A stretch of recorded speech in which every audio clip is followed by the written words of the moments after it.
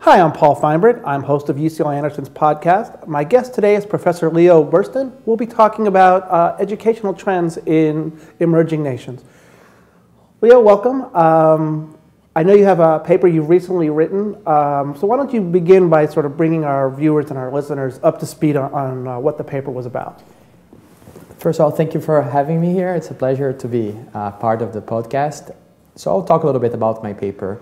So when you look at developing countries, emerging markets, in particular Latin America, you observe that even though many things are getting better, you see a lot of improvements, education is still a big problem, it's a big challenge in those countries.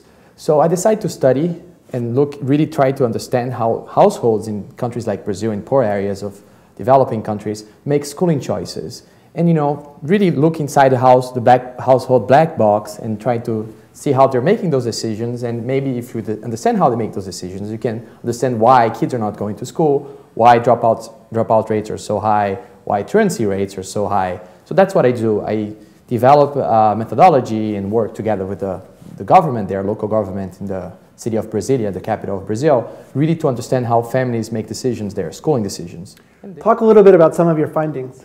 Okay, so by introducing this new methodology and in working together with the local government there, we learned some new facts about the decision-making process of those families. So first of all, we learned that many times the preferences and opinions of the parents and the children, especially adolescents, don't really match. As a rule, we observe that parents want the kids to go to school much more than the kids. And what's happening there, these parents have a hard time convincing the kids to go to school and enforcing school attendance by their kids, by their children, and that's just something that people haven't looked at before, this conflict within the families in terms of the school attendance decision. And we also observe that the reason why parents want the kids to go to school are not necessarily the ones we've been thinking about. In particular, in dangerous areas like slums in Brazil and other countries, an important component of parental evaluation of schooling is not not that they want the kid to learn, but they want the kid to be safe and off the streets. So we learned that parents want the kids to go to school, kids don't want to go to school, and parents want the kid to school, but not because they want the kids to learn, because they want the kids to be safe. So there's a lot of new things that we learned from this piece of research that can help us formulate public policy in countries like the one I'm studying. And we can talk a little bit about the policy implications, but I think it's really interesting to map research to policy implications in contexts like those. Yeah. Before we get to the policy implications, and we will, where do these attitudes come from? Are they embedded in the culture? It doesn't sound as if people are going, and no one's encouraging kids to go to school just for education's sake. What is the sort of the history of their attitude? So, yeah, this is a very good question. So first of all, we need to understand why parents and children have different perceptions about schooling. We elicit their beliefs about the returns to schooling, about how much they think their salary is going to increase if they go to school. And you observe that parents' perceptions are much higher than the children's perceptions. So if you ask a parent, how much do you think your child's salary would increase with 1 more year of schooling, 2 more years? And if you ask the child himself or herself, the numbers are really different. So the parents have a much higher perception about returns to schooling. Also, the parents seem to be more patient. Also, the parents realize that their life didn't go so well and they didn't go to school. They make the connection and think, you know what, I think you should really go to school because otherwise you end up like me or something like that. And the child is really myopic. They don't really observe that. So we see this divergence in opinions. Now, back to the other part of your question when you ask about why is it that parents really value safety more so, or at least as much as learning and acquiring skills in the classroom. Well, first of all, in several countries like Brazil, and especially in urban areas, crime rates are very high. And parents know that if the child is not in school, the child's probably going to be on the streets, subject to violence, crime, drug dealers. So parents really value that. They're aware that it's really important to make sure the child is off the streets. And also the fact that the parents don't really value so much learning and skills acquisition in the classroom relates to a big problem in developing countries, especially in Latin America, which is the low quality of education. Public education in Brazil is not really good. If you look at international comparisons, systematically, the performance is not really impressive. So parents seem to be realizing that, you know, it's important to be in school, but not necessarily, you know, to be acquiring skills. So that's something also that we learned from this, you know, experiments, these implementations that we did there. Are there options other than public school? Are there private schools or parochial schools that parents have options for there? At this income level, you know, we're talking about families with a per capita household income of about $100 per month.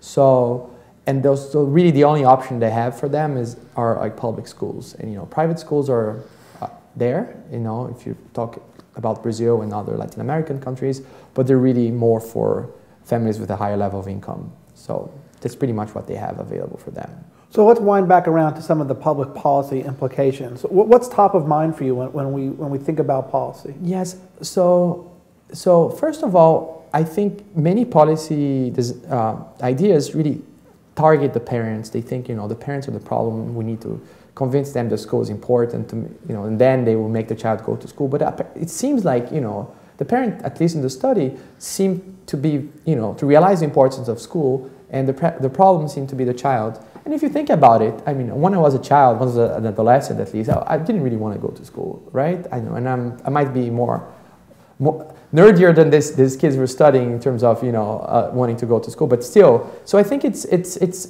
intuitive to think that many times the adolescents don't want to go to school, and I think you should, you know, target them.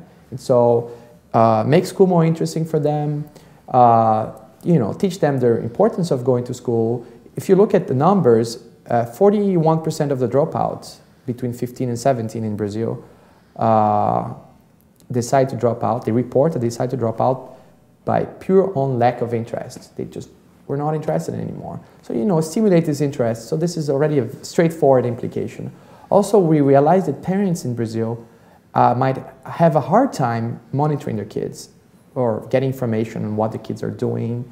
And they seem to value that a lot, you know, and they seem to believe that if they are informed, very well informed about when the child is going to school or not, like real-time information, they think they can take care of it. So we're designing and implementing text message policies in Brazil, and I think it's going to be implemented in other countries as well. The World Bank seems interested in the idea, which is, you know, every time the child misses class, you can send a text message to the parent informing the parent, you know. Then the parent has this piece of information. It's much easier for the parent to enforce school attendance, to wait for the child at the end of the day at home and say, hey, I know you didn't come to school today, you know, and have that conversation with the child. So that's another policy implication. Another thing that we learned from the paper specifically is that, so the paper actually deals with a policy instrument that is used in Brazil and also in over 30 countries now, which is called conditional cash transfers. So conditional cash transfers are cash transfers made to the families, but conditional on some sort of behavior. And many times they are conditional on school attendance. So in Brazil and other countries, families with adolescent children receive these cash transfers from the government monthly, but only so if the child attends school. They say, if your child attends school 85% of the days this month, you get paid. If not, you don't.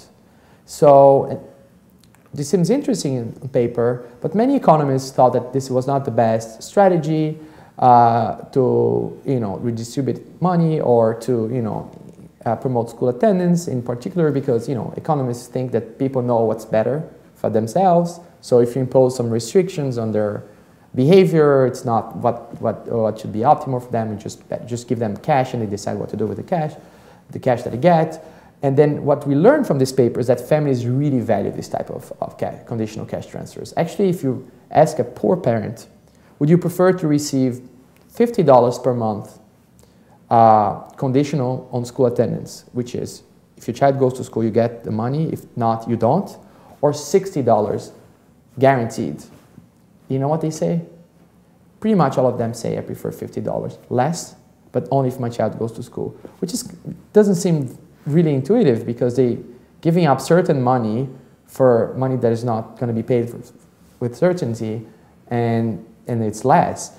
So, but we learned that they do that because they know that if the payments are made only if the child goes to school, that will help the child go to school. The child will that will provide incentives for the child to go to school. So we learned that those type of policies, conditional cash transfers, might have this additional role really of promoting school attendance by solving this intergenerational conflict, so to speak. So there's another policy implication of the paper. Yes. Yeah.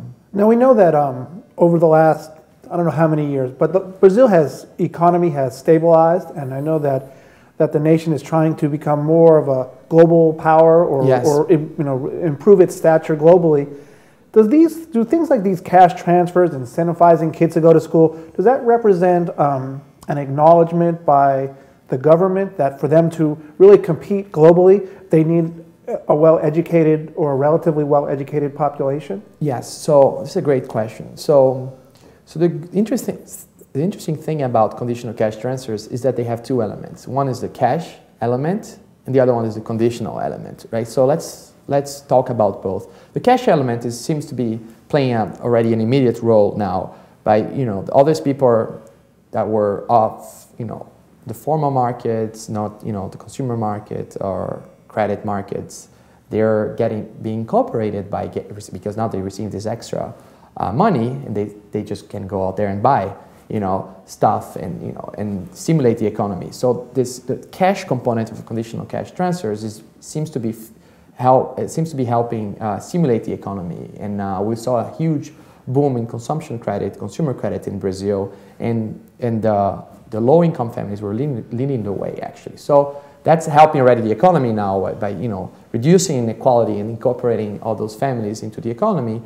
That's one side. And the conditional side, which is the fact that now those kids are more likely to go to school, I believe we're going to see that more in the future, but I guess there's an implicit thought now that at some point we might need an educated population to continue our growth path. So, but with education, we will never really see the benefits now. We see them down the road, but I'm confident. And this is actually a big question also in democracies like Brazil, which is do governments have incentives to invest in education? And that's another question that interests me a lot, which is if you think about those governments that don't only want to re-elect themselves, and you see their citizens are poor, they really need money now. Do they really care about what they're going to get in the future if they have all those very important needs right now? So you might think that governments in Brazil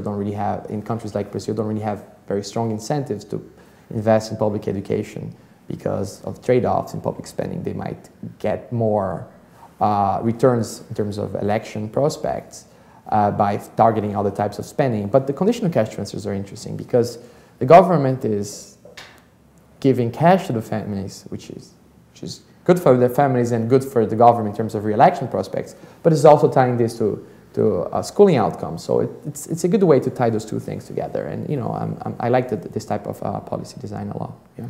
Do you have any plans for further research in this area? Anything you plan on exploring going down the line? So I'm doing some other work on education in Brazil. In particular, we're helping local government of the state of Rio de Janeiro implement the text message instrument that I described.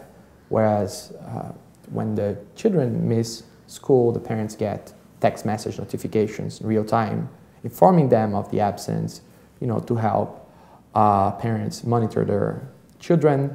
And we're combining this with sending text message to parents and to kids, informing them about the returns to schooling. If you go to school one more year, this is what's going to happen to your salary on average. Trying to provide information to them, both information on the benefits of schooling and information to parents about the school attendance behavior by the child. So we're doing this, we're working together with the government there. That's one piece of work I'm doing there. We're also trying to look at preschool in Brazil. We're trying to understand the role of preschool, and then trying to see if you have the child going to, early child education, like preschool, what happens to the mother if that frees the mother to, go to the labor market, and what happens to the other siblings, if the older siblings have more time now to focus on their own school. So we're trying to understand, the household consequences of having the younger children going to preschool. So, because there are some preschool programs in Brazil, public preschool. So, kind of related, but in a different way, yes.